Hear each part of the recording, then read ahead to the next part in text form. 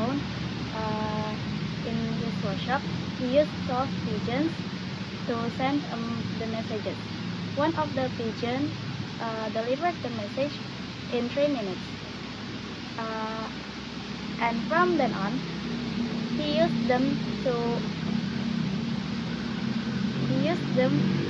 to be personal telephone service. The police were waiting at the airport to secure a shipment of diamonds from South Africa. After receiving information that there would be a trap, they were on alert. When the package arrived and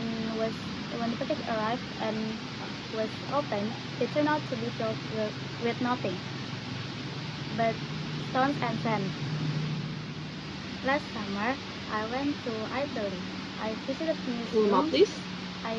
museums, relaxed in parks, and learned a little Italian from a nice waitress.